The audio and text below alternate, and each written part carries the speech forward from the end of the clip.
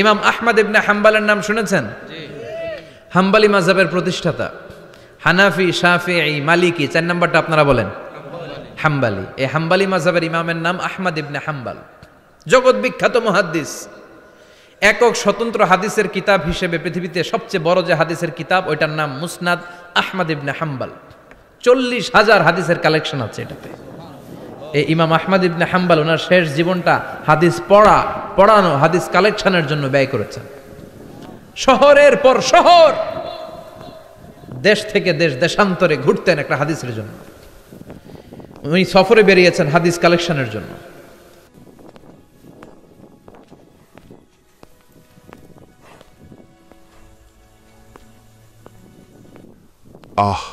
সন্ধ্যা হয়ে গেল, শরীরটা আর চলছে না।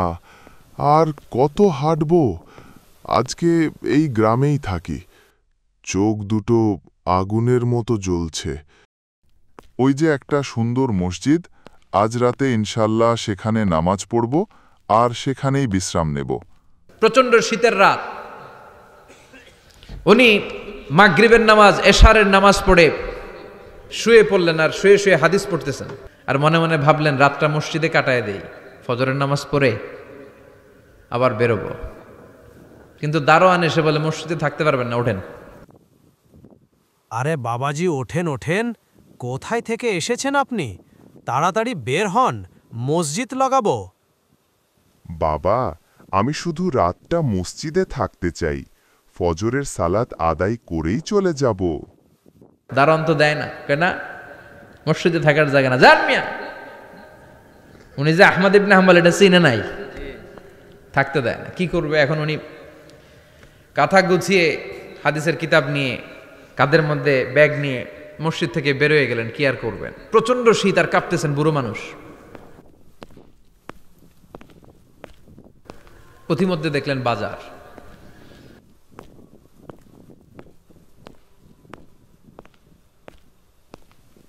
বাজার একজন খাব্বাজ, শাবুন খাব্বাজ, যুবক রুটি বিক্রেতা। সে রুটি বিক্রি করে, চুলার মধ্যে রুটি সেকে। সে যে সালাম দিল, আসসালামু আলাইকুম। যুবক বলে, ওয়ালাইকুম আসসালাম।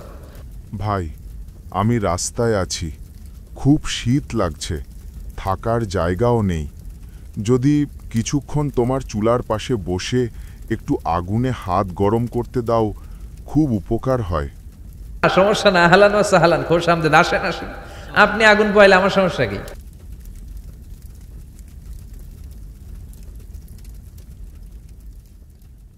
আল্লাহ শুকরিয়া করে উনি বসলেন আর আগুন পোহাচ্ছেন। আর খেয়াল করলেন যুবক রুটি বানায় আর পরে আস্তাগফিরুল্লাহ। রুটির দলা বানায় পরে আস্তাগফিরুল্লাহ, খামির বানায় আর পরে আস্তাগফিরুল্লাহ। রুটি নিয়ে উনুনের ভিতরে, চুলার ভিতরে সেকা দেয় আর পরে আস্তাগফিরুল্লাহ। দোকানদারের কাছে কেউ আসলেই সে রুটি দেয় আর পরে আস্তাগফিরুল্লাহ। ক্রেতার কাছ থেকে টাকা নিয়ে ক্যাশ বক্সে রাখে আর কি পড়ে, আবার রুটি বানানো শুরু করে আর কি পড়ে, খালি এইটাই পড়তেছে। ইমাম আহমদ ইবনে হাম্বল তো অবাক, কিরে এটা আবার কেমন যুবক, খালি আস্তাগফিরুল্লাহ। যুবক, ব্যাপার কি? আসার পর থেকেই দেখি কাজ করতেছো আর আস্তাগফিরুল্লাহ, সুবহানাল্লাহ, আল্লাহু আকবার পড়তেছো কেন?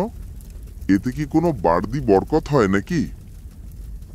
বাবাজি, আমি চেষ্টা করি প্রতিটি কাজ জ্ঞান বিবেক দিয়ে করার, আর বাকি সময় আল্লাহর জিকির করি। আল্লাহর রহমত এতটাই অপার যে এখন পর্যন্ত যত দোয়া করেছি একটাও খালি যায়নি, সব কিছু তিনি কবুল করেছেন। তাহলে তুমি বলছো তুমি মুস্তাজাবুদ দোয়া? তুমি যেসব দোয়া করেছো সব আল্লাহ গ্রহণ করেছে? এর মানে তুমি দোয়া করলেই তা কবুল হয়ে যায়? হ্যাঁ বাবাজি, আল্লাহ তাআলা আমাকে মুস্তাজাবুদ দায়া বানিয়েছেন। এখন পর্যন্ত যত দোয়া আমি করেছি সব কিছুই তিনি কবুল করেছেন। তবে আমার একটা দোয়া এখন পর্যন্ত কবুল হয়নি। আমি আশা করেছি আল্লাহ মৃত্যুর আগে আমার এই দোয়াটাও কবুল করে নেবে। আচ্ছা, কোন সেই দোয়াটা যা এখনো পর্যন্ত কবুল হয়নি? আমি দোয়া করি, হে আল্লাহ, আমার আপনার কাছে নিবেদন, যুগের শ্রেষ্ঠ মুহাদ্দিস আহমদ ইবনে হাম্বলের ইলম, বরকত ও দিদার আমাকে দান করুন। অন্তত একবার তার সাথে সাক্ষাতের তৌফিক দিন। হে আমার প্রিয় যুবক, আল্লাহ তোমার এই দোয়াটাও কবুল করেছেন। তুমি আহমাদ ইবনে হাম্বলের কাছে যেতে পারোনি, কিন্তু তাকেই আল্লাহ তোমার নিকটে পাঠিয়ে দিয়েছেন। আমি সেই আহমাদ ইবনে হাম্বল তোমার দরজায় এসে দাঁড়িয়েছি। যুবক চোখের পানি ছেড়ে দেয়, আহমদ ইবনে হাম্বল চোখের পানি ছেড়ে দেয়। যুবক চিৎকার মেরে ইমাম আহমদ ইবনে হাম্বলকে জড়িয়ে ধরে, হাতে হাত রেখে মুসাফা করে, কপালের মধ্যে চুমু খায় আর আল্লাহর শুকরিয়া করে বলে, ও ইমাম, আসলে এই দোয়াটাও আল্লাহ আজকে কবুল করে নিল।